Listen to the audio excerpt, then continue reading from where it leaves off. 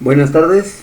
Continuando con el tema que estábamos planteando la semana pasada, en sesiones anteriores más bien, no la semana pasada, en cuanto al desarrollo psicosocial, pues toca el turno ahora revisar un poco, pues de manera muy esquemática, un tanto más general, sobre todo porque son conocimientos que de alguna manera, pues en la carrera ya se han manejado, ya se tienen estos conocimientos, en torno pues a lo que son algunas características del desarrollo psicosocial de un niño. Bien, tenemos primero que nada lo que es la conducta empática. Tal vez una de las definiciones que hay un tanto de discrepancia o a lo mejor un tanto confusión incluso sea justamente esto de la empatía. De manera general se asume siempre que la empatía es ponerse en el lugar de otra persona, cosa que pues obviamente de manera literal pues obviamente es algo imposible, ¿sí?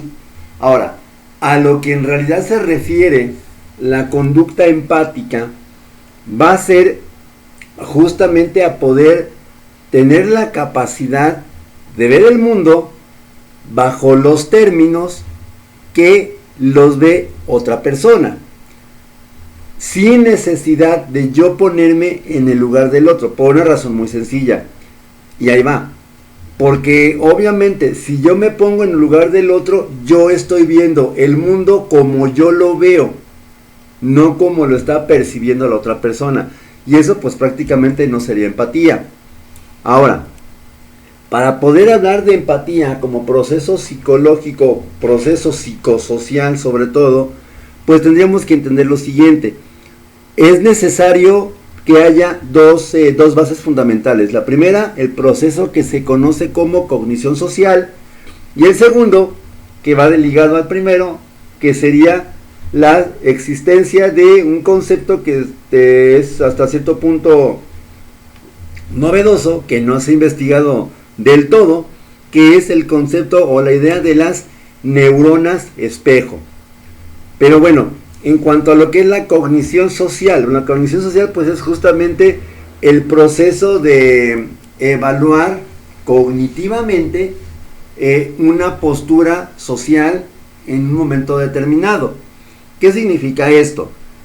A través de la cognición social, el sujeto piensa e interpreta su mundo que lo rodea.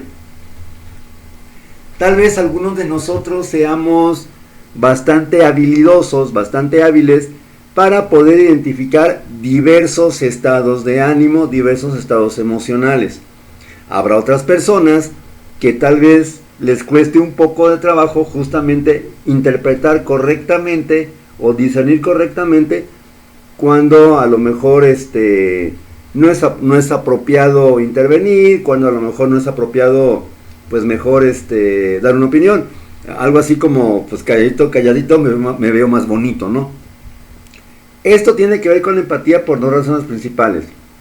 La primera, que para poder ponerme en el lugar del otro, como se decía en la definición, o digamos hasta cierto punto oficial coloquial, pues primero tendría que entender la situación que está viendo la persona, qué es lo que está pensando. Ahora, en la empatía, pues en realidad este proceso de cognición social, pues implica simplemente eso, ¿no? Tener la habilidad justamente de interpretar correctamente las señales que emite otra persona en relación con la comunicación. Es decir, justamente leer una situación social. Y sobre todo, más que nada más leer, también pues obviamente establecer un curso de acción adecuado para ello. Ahora, el otro proceso que también mencionaba hace un momento que tiene que ver con la empatía es la situación, que repito es un concepto bastante novedoso, que tiene que ver con las neuronas espejo. Este tipo de neuronas han permitido justamente que mamíferos como por ejemplo algunos primates aprendan de la mamá un repertorio conductual que le permita adaptarse a una situación social o a una situación en lo general, como por ejemplo el hecho de a lo mejor de pues convivir en grupo, de tal vez a lo mejor diseñar un patrón, más bien diseñar y establecer un patrón de conducta, de repertorio conductual que sea eficaz justamente para poder desempeñar una función social o desempeñar una conducta dentro de un contexto social. Estas neuronas espejos prácticamente pues hablarían de la capacidad de imitación del niño que tiene como herramienta básica para justamente poder empatizar. Suele suceder que el niño, el bebé, a lo mejor a partir del tercer mes, pues sonríe espontáneamente, pero solamente una vez que ya tiene mayor control cortical, que ya desarrolla mayor madurez en el sistema nervioso central, pues va a poder responder con el mismo gesto a una estimulación de una tercera persona. En este caso podría ser un padre, o un cuidador. ¿Qué significa esto? Pues muy sencillo, que el niño, pues si le sonreímos, nos va a devolver una sonrisa. Esto solo es posible justamente a través de las neuronas espejo, donde el niño va aprendiendo poco a poco, a través de una imitación pura nada más en un principio, ese repertorio conductual necesario para poder adaptarse dentro de un contexto social. Estos dos procesos entonces, la cognición social y las neuronas espejo, pues van a ser como la base para poder desarrollar ulteriormente lo que es la empatía. Ahora, mucho de la empatía tiene que ver justamente con la personalidad, y es aquí donde pues entramos también a un tema bastante polémico, bastante sofisticado, que es justamente la personalidad. Para empezar, ¿cómo se puede definir la personalidad o cómo la definimos los psicólogos? Como un patrón de respuestas conductuales, emocionales, que justamente son coherentes con el paso del tiempo y que de alguna manera son un sello distintivo de cada individuo. Esta personalidad básicamente se va a componer entonces de aunque no viene en pantalla, no tengo esa diapositiva, no la alcancé a terminar, o me faltó más bien ponerla. Hablaría primero que nada de una base biológica. La base biológica la podemos definir justamente como el temperamento, ¿sí? Que es una disposición o estilo característica de acercarse y reaccionar ante situaciones. Si nos fijamos cuidadosamente, pues prácticamente es la misma definición que personalidad, un estilo característico de reaccionar y aproximarse ante las situaciones sociales. El temperamento, por así decirlo, es la parte biológica de la personalidad, y este temperamento generalmente es el que marca la pauta para guiar las ulteriores respuestas que tenga el menor cuando interactúa con otros semejantes.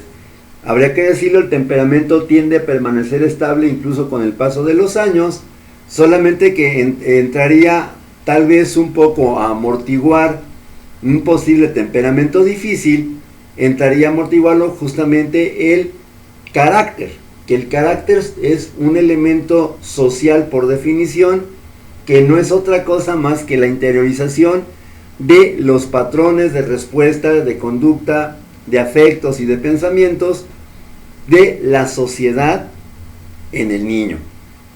Eso sería el carácter. El temperamento, por lo tanto, es biológico, y el carácter, por lo tanto, va a ser social. Ahora, estos dos finalmente pues van a coexistir o cohabitar en la misma persona, en cada uno de nosotros, y pues justamente es lo que van a definir nuestra personalidad. Algo muy sencillo: porque a ciertas personas tal vez les cueste mucho trabajo manifestar estados emocionales, y a otras de repente pues es muy sencillo generar una respuesta emocional, casi incluso elementos demasiado superficiales, demasiado pues coloquiales tal vez, pues tengan esta función de disparar una respuesta emocional. Pues justamente va a ser la cuestión de qué tanto el temperamento es dominante y qué tanto el carácter pues funciona como un contrapeso para esa tendencia biológica. Afortunadamente, pues como dice por acá, no todo está perdido, es decir, si nuestros hijos, si un niño o una persona no tiene un temperamento bastante complicado, bastante difícil, bastante explosivo, por ejemplo, generalmente todos los niños o todos los seres humanos poseemos una capacidad adaptativa que se llama bondad de ajuste, que no es otra cosa más que justamente adaptar el temperamento, o sea, la parte biológica, a las exigencias del medio ambiente. Hace algunas horas, hace un ratito, platicando con una profesionista, comentaba que bueno, es maestra, comentaba que en una ocasión, pues había un niño en la escuela, un menor, que de repente no quería entrar a clases porque el maestro era muy ¿cómo decirlo? Muy gritón. A lo mejor estaba acostumbrado este niño en casa, pues a que no se le gritara. Pero tendríamos que definir justamente qué significa el término gritón, ¿sí? Ahora, pues esta persona, la maestra, es una maestra, comenta que justamente su padre del niño, que es maestro también, pero de un nivel superior, de la educación superior, pues se le ocurre, pues en alguna sesión de entrevista, en una sesión de clases, pues justamente traer al niño, ¿sí? Y pues el maestro, el padre del niño, pues finalmente dio su clase como siempre, de manera habitual, y todos los alumnos, pues de repente no tenían ningún tipo de problema, justamente pues por la forma de hablar, de expresarse del maestro. ¿Qué es lo que quiso probar el maestro con todo esto? Pues justamente que el hecho de subir la voz cuando estamos en clases no es tanto un sinónimo de que seas enojón o no, sino más bien es una particular forma de ser, un estilo de conducta que a lo mejor pues es necesario y que tiene que ver con la situación social, de tal manera que pues eventualmente el niño pues perdió justamente pues ese temor tal vez a entrar a una clase, porque sobre todo con el argumento de que la maestra era muy gritona, porque se dio cuenta que pues prácticamente en todos los contextos académicos, pues todos los que nos dedicamos en menor o mayor medida a la docencia, pues tendemos a alzar la voz, ¿sí? Esto que hizo el niño pues fue justamente lo que se conoce, como dice aquí en la diapositiva, en la información, hablar de la bondad de ajuste. Bien, pero también sería importante señalar la influencia dentro de lo que son los patrones de sociabilidad, pues la influencia que tienen tan importante, tan grande, que tienen los padres de familia en los bebés, en los primeros años. Tal vez hayan escuchado hablar del trabajo de Marlowe, un investigador allá por los años 60 más o menos, que justamente propone el concepto de la importancia que tiene la madre dentro de la vida del menor en los primeros meses de vida, ¿sí? Y en los primeros años de vida en realidad. A esto típicamente se le conoció después con el nombre de apego, pero justamente Marlowe, iba a decir Maslow, pero ese es otro, Harlow hablaba de que ese apego es incluso mucho más fuerte y más importante y más poderoso que el propio vínculo solamente por cuestiones alimentarias. Sigmund Freud ya había hablado justamente que en la etapa oral, pues la relación que tiene el niño con su madre es muy fuerte, pero principalmente por la cuestión de alimentación, la lactancia. Harlow dice que sí es importante, pero que eso incluso no es tan fuerte como en realidad lo que es el patrón de apego, el patrón de crianza y la sensación de afecto y confort que brindan las madres con los niños. Justamente él establece que hay un nexo necesario para la supervivencia del organismo, del animal, del ser viviente, entre lo que son la madre y las crías. Si no existiera ese nexo, pues sería muy difícil que el bebé de cualquier especie pudiese sobrevivir. Ahora, Ciertamente, esto también da pie a, pues de alguna manera también darle una mayor consistencia y coherencia a los postulados de la teoría psicosocial en este caso se fue la palabra. El postulado teórico, ahorita me desconcentré y ahorita checo bien el autor, el autor de la teoría psicosocial del desarrollo.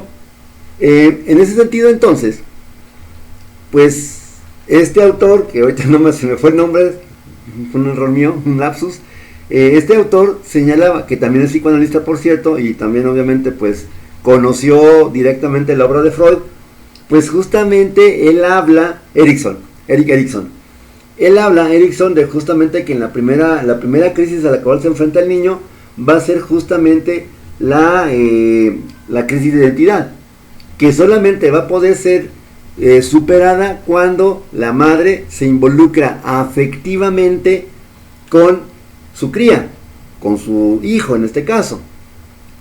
Pero más allá de esto, también Harlow también señalaba que ese lazo no nada más es en el sentido, digamos, positivo, tener un lazo estrecho, sino que también la carencia de ese lazo, pues obviamente provocaba ciertas consecuencias que, como dice la información, pues tienden a ser duraderas y en algunos casos lamentablemente definitivas para el desarrollo sano de la personalidad del hijo. En este caso, pues como ya lo comentaba, el confort del contacto con la madre, pues justamente era necesario para establecer un vínculo positivo, que repito, posteriormente se le conoció como el apego. Hablando de justamente el papel de los padres de familia en la crianza, pues tenemos justamente la parte, lo que decía ahorita, de la crisis de confianza básica versus desconfianza básica, que es el postulado de Erikson, donde pues el infante tiene que desarrollar un sentido de confiabilidad de personas y objetos, es decir, tiene que aprender a confiar que ocupa un lugar muy importante en el mundo y que hay una persona, un ser viviente, que pues prácticamente lo acepta de manera incondicional. Esa sería la confianza básica. Y esta confianza básica va a ser posible establecerla justamente con un patrón de apego emocional, un vínculo socioafectivo bastante fuerte, de tal manera que sea recíproco, es decir, la madre se apega al niño y el niño se apega a la madre. Y esto pues justamente va a ser un vínculo que tiende a ser duradero, no esporádico, sino más bien tiende a ser una cuestión bastante duradera.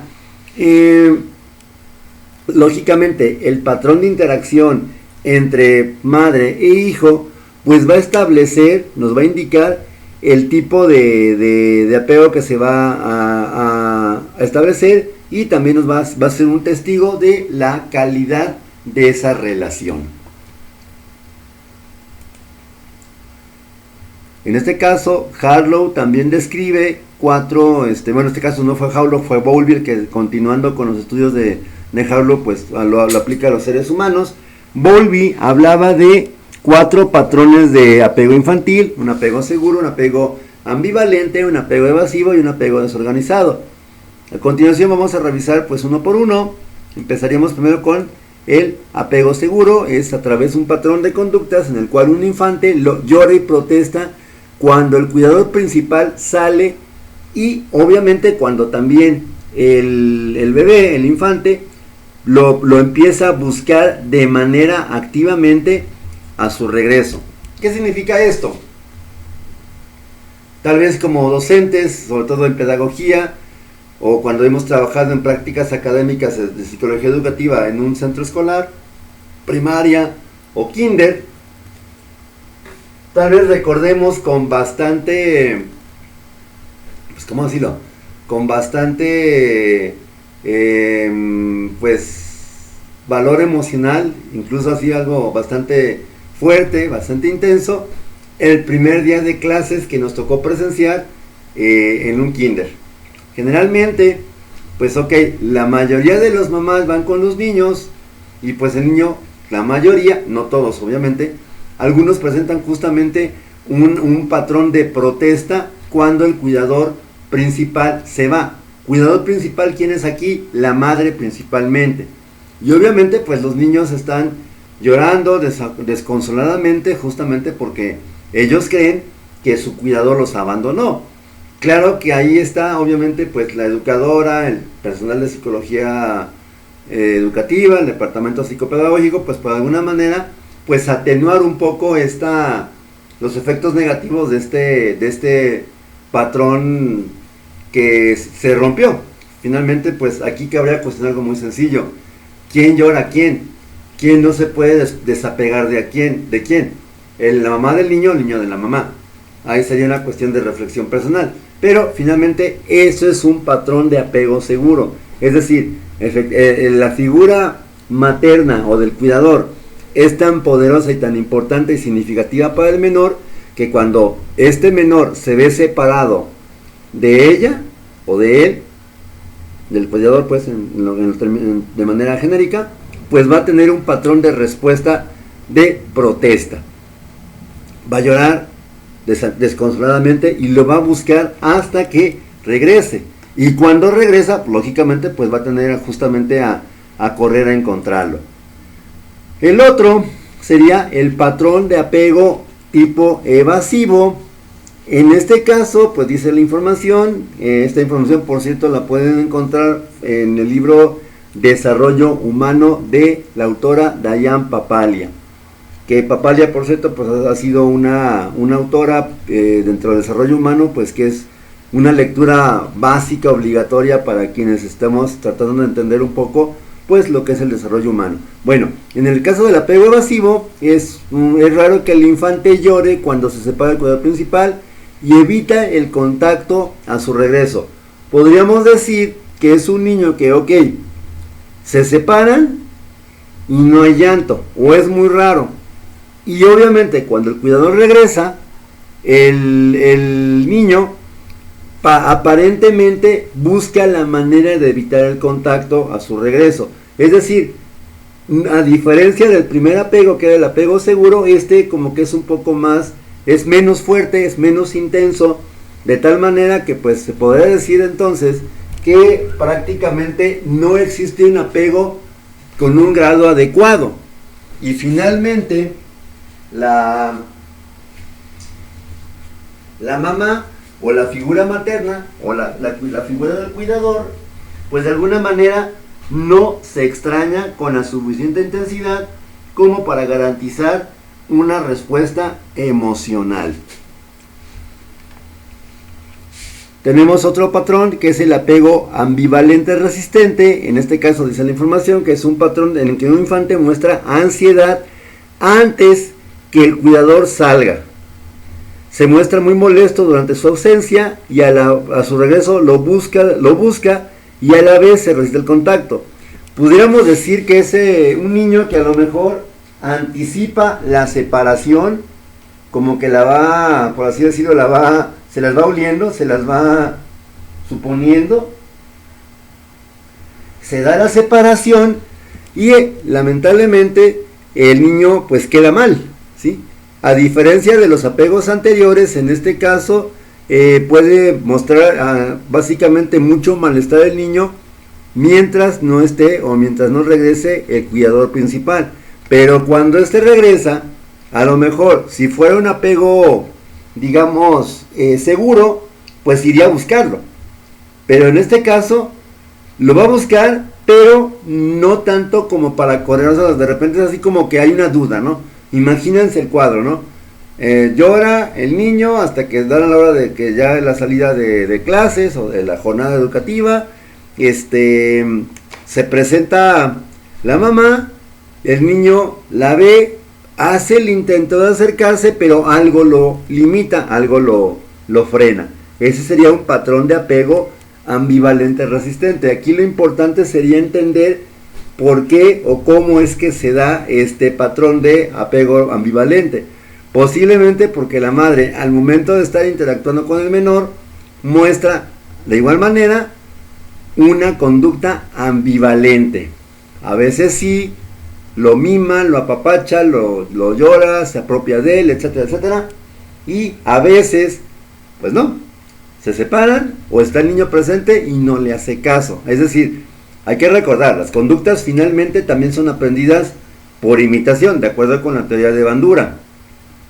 Y en este caso, cuando hablamos de este apego ambivalente resistente, pues el niño aprende justamente ese mismo patrón de conducta de su propia madre. Por último tendríamos el apego desorganizado, desorientado, que en este caso se da la separación del cuidador principal, el cuidador regresa y el bebé de repente puede mostrar conductas que no coinciden con un apego, puede enojarse, puede estar como de alguna forma muy inquieto, incluso mostrar agresividad o violencia, puede haber conductas repetitivas o simplemente está mal enfocado. Es decir, de repente aquí podríamos decir que no hay un apego como tal, ¿sí? No hay un apego como tal, lamentablemente el menor muestra una conducta errática, posiblemente la causa de esto sea porque la mamá finalmente también muestra una conducta errática. Podríamos decir que es un poco más severo, más grave a nivel cualitativo en comparación con la conducta, con el apego anterior, que da el ambivalente desorganizado, ¿sí? Bien, estos patrones de apego pues son importantes entenderlos porque justamente van a marcar en mayor medida o en menor medida el tipo de conducta que presente un niño dentro de una escuela, dentro de un centro educativo. Hay niños que finalmente a lo mejor sí al principio muestran un patrón inseguro, un patrón ambivalente, etcétera, pero con el paso del tiempo pues se van habituando, se van justamente aclimatando a la nueva situación, pero habrá otros que lamentablemente no lo puedan hacer.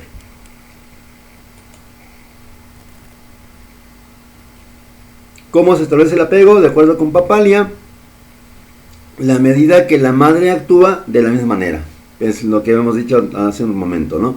Obviamente aquí la madre es clave para lograr un apego seguro, un apego significativo. Si su conducta cambia, no una o dos veces, sino de manera sistemática, el bebé puede corregir el modelo y la seguridad del apego puede cambiar. Es decir, mucho del apego que tenga un niño o mucha de la seguridad que exhiba un niño al estar en una situación psicosocial va a depender de la misma seguridad que a lo mejor la madre poco a poco fue moldeando a través de su propia conducta en relación con el niño.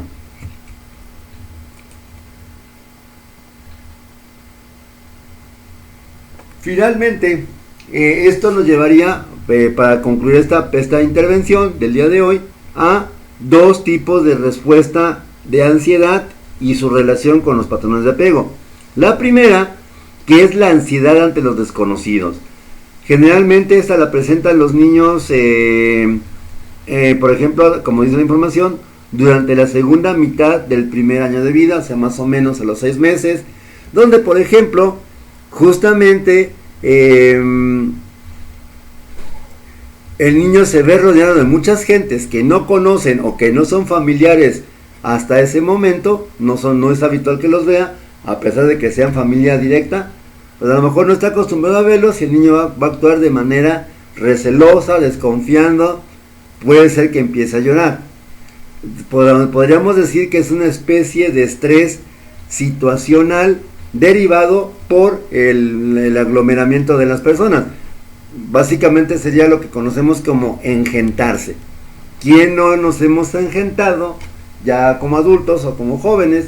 Justamente cuando de repente estamos rodeados de desconocidos, así como que chin, es que no sé qué hacer, me bloqueé. Esa sería la ansiedad ante desconocidos. Otra faceta de esto sería la ansiedad ante la separación. En este caso pues es muy sencillo de explicar, prácticamente el mismo nombre lo está señalando. Se va a dar solamente cuando el niño reacciona con un malestar generalizado cuando se aleja el cuidador conocido.